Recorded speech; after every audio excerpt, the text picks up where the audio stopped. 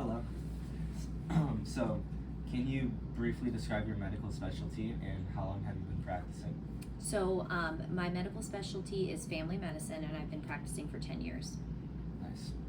So, today I'm going to be talking to you about your experience with your patients practicing traditional medicine and how you've been able to accommodate their beliefs. So, I do want to ask, how do patients' belief in traditional medicine influence their trust in Western modern medicine?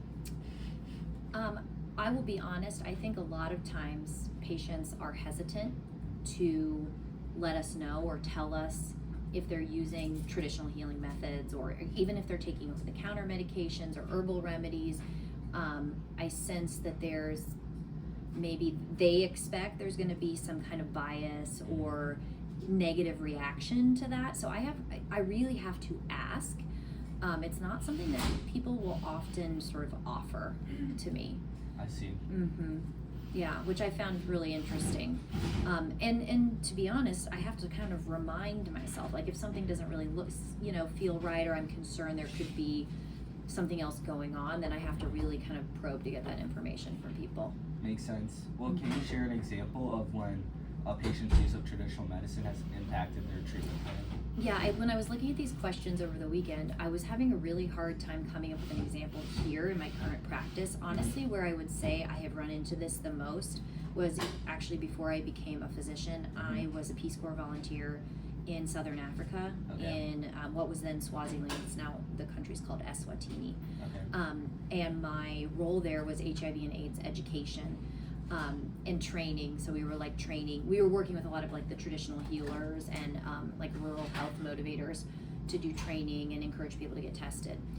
And there were a lot of really kind of embedded beliefs there about like HIV and where it came from, and this opinion that it was created by Western society to kill Africans, and all kinds of kind of different opinions about really about the origin of where the virus came from.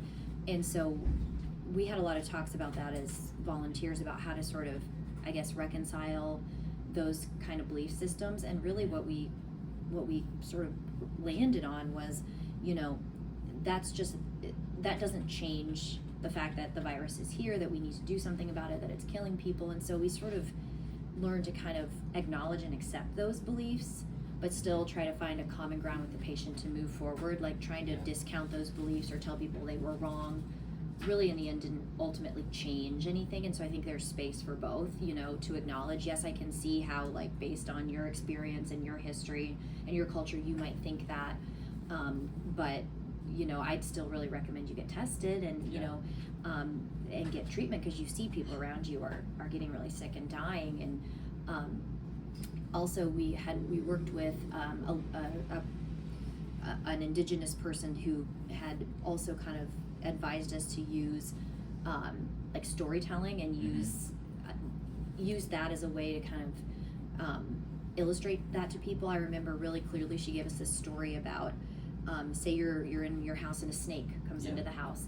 You don't sit around and fight over where the snake came from. Like, you want to get the snake out of the house. And she said, using those kind of like more traditional methods of explaining things was a good way to kind of acknowledge and then move forward together. So I think if I encountered that here, it would be very similar. Like, I would never want to discount. Actually, maybe I do have an example. I will say that in the African American community, there's a lot of vaccine hesitancy.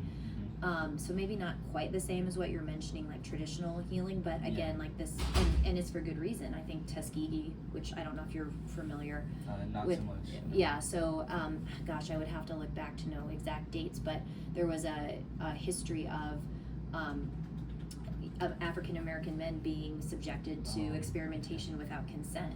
So sometimes, those kinds of, like that legacy, that history in people's minds might influence their decision to accept certain treatments, right? So not trying to discount, that really happened, and so you can understand. So sometimes by just like validating people's beliefs and their history and their understanding, you can kind of gain trust and try to settle on a treatment plan it's sort of compromising, I guess. But I think it's never good practice to try to invalidate somebody's experience, because there's always a Yeah, reason for they sure. feel that way, right? So, Mhm. yeah. But it is important for us to know, because as I will explain to people too, like what you're taking, if it even like an herbal remedy or what you're taking could interact with the medicines I'm prescribing Yeah. too. So I do need to know about that. And then again, we settle on a compromise depending on what it is. Yeah, so going back to, you know, some traditional medicine practices interfering with modern medicine practices, what traditional medicine practices actually complement modern medicine? Well, I would say like people who practice, I don't know, meditation or yoga, or you mentioned earlier chiropractic treatments, if done, you know, obviously if it's someone who's licensed and practicing responsibly, because Yeah. there is the potential for harm.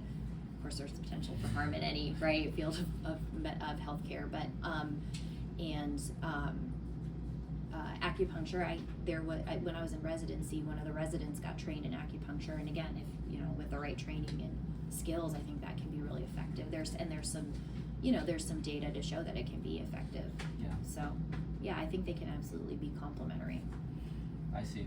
Well, I want to know, like, what's your mindset when you approach your patients about their traditional medicine practices? Like, what's going through your head? I think I just really try to validate and keep an open mind and Yeah. not make assumptions or judgments, even though we all have them, or even if I do have them, acknowledging them, recognizing that I have those, but like just keeping an open mind.